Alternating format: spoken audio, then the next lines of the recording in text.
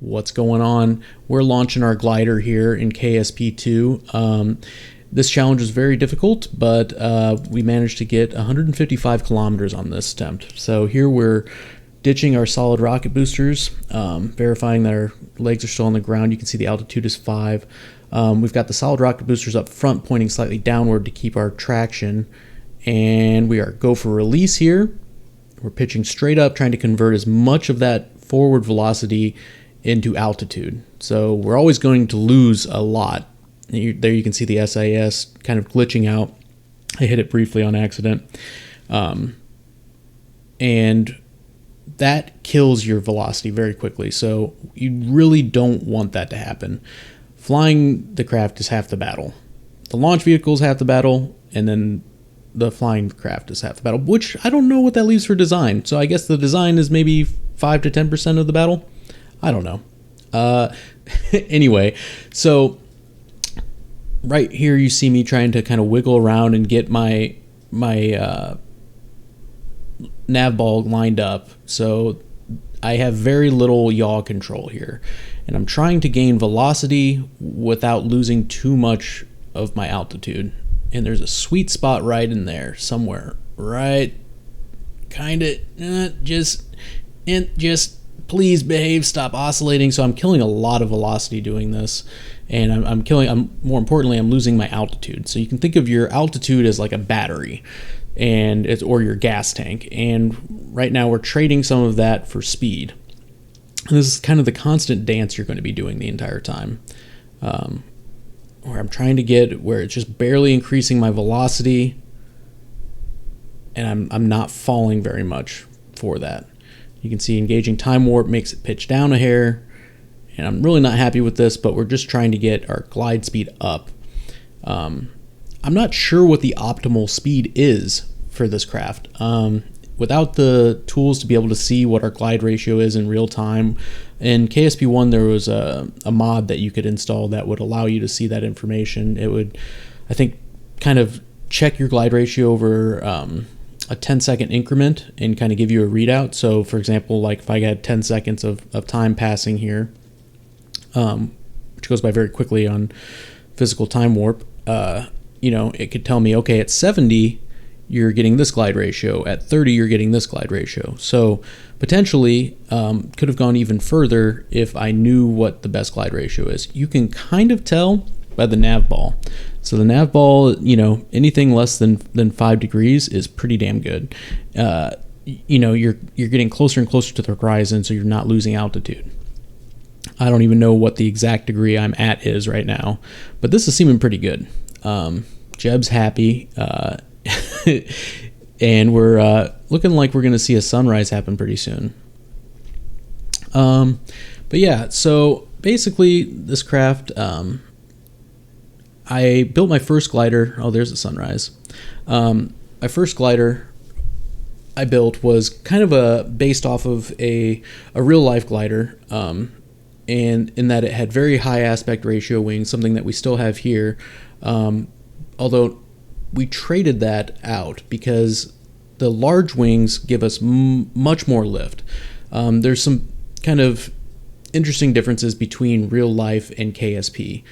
And what I experienced was the larger the wing, the more the lift, the more the glide. So rather than having something that looked cool and got pretty far, I abandoned that and made something that almost resembled like a balsa wood glider. And there were some challenges in having wings this large. Specifically, if you have too much control authority, they had a tendency to want to rip off the body because there's so much lift. So we ended up with a lot of struts, and it still was wobbly, so I had to turn on the fine controls in order to really kind of see here. We're losing a lot of delta V here, or we're losing a lot of velocity, pardon me. So we're going to pitch down barely, and you can see the SAS kind of wobbling. I just want that to just kind of barely be creeping up, and we're trading a lot of altitude to do this. But the stall speed for this vehicle is like insane. It's like, I think 10 or 11 meters per second, somewhere around there.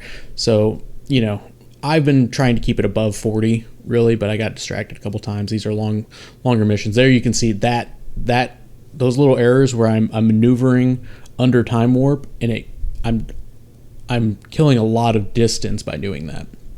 And here you can see me just kind of checking out the curvature, you know, enjoying some black racks, scatterer. But yeah, as you can see right there, we've got sort of a dihedral wing, if you will, and that just increases our roll stability so that we're making sure that we're flying as straight as possible. And I noticed that was something that pretty much all gliders had in common. I didn't even try one without dihedral wings, to be honest. And you know, this is kind of the boring part of the video, where we're just kind of checking out. I'm kind of glancing at what you can kind of get an idea of how the glider is going to perform based upon your altitude and the distance you've traveled so far.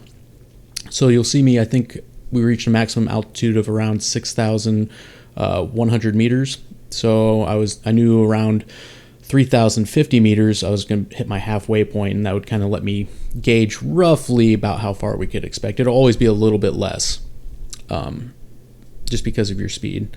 And here I am just kind of backing out of time warp and letting my marker fall a little bit. You can see me checking, trying to gauge about how far we're going to get. You know, just trying to kind of get an idea, get some little B-roll shots here. Unfortunately, these wings and the struts and the scale of it, for some reason the anti-aliasing sometimes looks really kind of rough. It's difficult to get a screenshot that looks nice. And here we are kind of going over. See, I've got my authority limiter at set about halfway on each one, and that was just to kind of make controlling the vessel easier, even on the half power controls or whatever they are. When you hit caps lock, it was still had so much authority that, you know, it really was difficult to control. But here, for the most part, I'm not trimming, I'm not doing anything, I'm just holding SAS and then letting my velocity fall down from, you know, whatever, 70 to 40, and I'm kind of living in that area. And it seems like right around here in the 50 mark, we're having like a nice flight. We're almost even with the horizon, so we're barely losing altitude while we're traveling here. And yeah, we're about halfway down now. So we've got plenty of time. Let's check it again. We're at 84 kilometers. So yeah, that's about where we're at. The challenges of the launcher now. So the launcher was an interesting part of this piece of this puzzle, in that I realized that the things that you need to do in order to keep the launcher glued to the ground. I made approximately 3 different gliders, maybe 4, and this is the one I stuck with because it was a compromise from the Giga Wing version of it, and then of course the more realistic version. So the launcher, you really need, I thought of it like a space plane, like an SSTO that I didn't want to leave the runway. And I'm sure we've all made a space plane before where you have your center of lift, it's behind your center of mass, your landing gear maybe are too far backwards, and it's really hard to pitch that nose up. Well, I took that same philosophy and I thought, well, that's exactly what I want this craft to behave like. I don't want it to lift off the ground. I want it to just stay glued to the ground. So I did everything I could to move that center of mass as far forward as possible. And also, when that wasn't enough, my ship was creating too much lift. It kept wanting to come off the ground before I had enough velocity. So I ended up adding some solid rocket boosters to the front of it, aimed down-ish and also forward, because I figured no one gets a free ride, right? Like, you need to be doing something if you're going to be weighing me down. So we ended up with that. Also, of course, the small solid rocket boosters on the side that we ditch was just enough to get us accelerating quickly, and then we can ditch the mass. And then the release is difficult too, because it's almost a crapshoot every time you launch this. I must have launched, at least 100 different times with this single craft.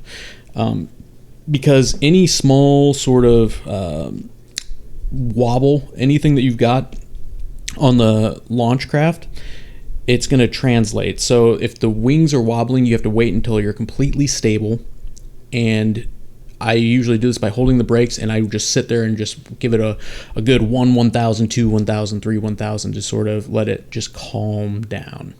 And even then, even when you get a perfect runoff and you're hitting a good 800 meters per second, sometimes when you hit that decoupler, it just wants to move you just slightly over. You'll maybe roll a bit, and all of that, anything that is not just pure vertical, is killing your velocity. It's killing your altitude. And anytime we kill velocity or altitude, we're killing our distance. And so that was something that, it's almost like a dice roll to hit a good climbing phase of your flight profile. So thankfully that's at the beginning of the mission, so you don't have to fly for 15 minutes to realize that there was a mistake. So I don't know why I've decided to check out the map view, maybe a potential location where we could fly to in the future. Here we're at 123 kilometers, right? And we still have another 1.3 kilometers of altitude. So I'm just kind of guessing and seeing about how far we're going to make it. I'm thinking right now it's looking like we're probably going to hit maybe like 140 is what I was really thinking. I was like, yeah, I mean, hitting an additional, 20 kilometers over the course of 1,000 meters, that's a 20-to-1 glide ratio. It sounds practical, possible, doable even. I don't even think I've calculated the glide ratio on this craft. Let me go ahead and pull up my phone here. La-da-da, la-ti-da. I hope everyone's having a good day, and I hope that everyone had a lot of fun with this challenge. I know there was a lot of participation, which was great to see everyone's crafts. Let's see here, 155 kilometers over that. Oops. One too many in that. So this flight, spoiler alert, achieves about a 25-to-1 glide ratio, which I feel like in Kerbal Space Program is pretty good. Now a real life glider is, you're hitting 40s, 50s, 60s, 70s, I think.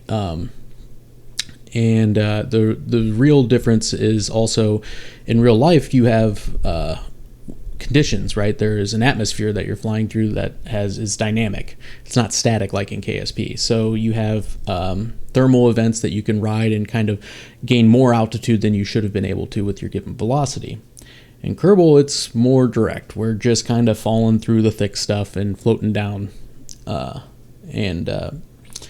But all in all, we're approaching the end of it. I always feel like this last 500 feet or so takes the longest out of the whole flight. And in fact, pretty soon you'll see me switch from 3 times physical time warp down to just real time, so that I can kind of fine tune the controls and try to milk as much distance out of it as possible.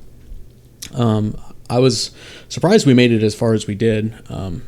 As you can see, it almost seems surreal to just see something flying this slowly that's this large. Okay, another key aspect of the design too, I think, is instead of using tubes or something for the fuselage, I'm actually using fairing to cover up the medium-sized the I-beams that make up the fuselage, and then the tail and the rear elevators are attached to that, and then sort of clipped upwards. I probably could have gone with an even bigger tail section, especially for yaw control, because that is one thing I know with dihedral wings. Oftentimes you're going to encounter a lot of side slip anytime you're trying to roll and turn. I think it's called a Dutch something or other, Dutch roll or something. And that's definitely something I experience. You really want to stay as flat as possible and not do a lot of maneuvering, because that just destroys your velocity.